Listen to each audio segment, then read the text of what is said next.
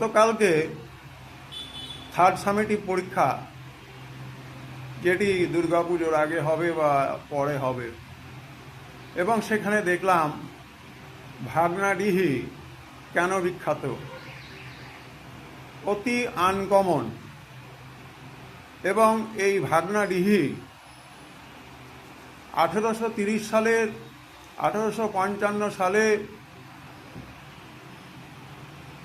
সিধু, কানু, চাঁদ, ভৈরব, কালু মাঝি, ডোমন মাঝি এরা ভাগনাডিহির মাঠে ইংরেজদের বিরুদ্ধে তাদের অধিকার ছিনিয়ে নেওয়ার জন্য 10,000 সাঁওতাল সমবেত হয়েছিল, এবং তাদের উদ্দেশ্যই ছিল যে দামিনী কুহর যে অধিকার, সাঁওতালদের যে সভ্যতা সংস্কৃতি যেটা ইংরেজরা কেড়ে নিয়েছে সেটাকে ফিরিয়ে আনা, সাঁওতালদের বসতির জন্য আলাদা একটা অঞ্চল এবং আইন করে সাঁওতাল পরগনা তৈরি করা, এবং এখানে সাঁওতাল জনজাতির মানুষ ছাড়া অন্য কারো প্রবেশ অধিকার নিষিদ্ধ বলে ঘোষণা করা।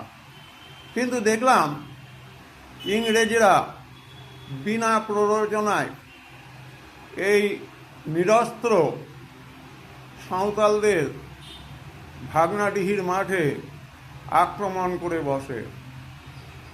শব্দটা হচ্ছে ভাগনাডিহি। ডিহি হচ্ছে একটা গ্রামের অংশ, আর ভাগনার নামে এই জন্য এটাকে বলা হয় ভাগনাডিহি। এটি অত্যন্ত আনকমন লেগেছে আমার,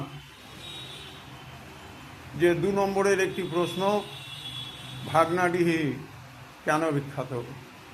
প্রিয় ছাত্রছাত্রীরা, ভাগনাডিহি কেন বিখ্যাত সেটি ভালো করে ইউটিউব চ্যানেল থেকে দেখবে, তথ্য সংগ্রহ করবে। সবাই ভালো থাকবে, সবাই সুস্থ থাকবে।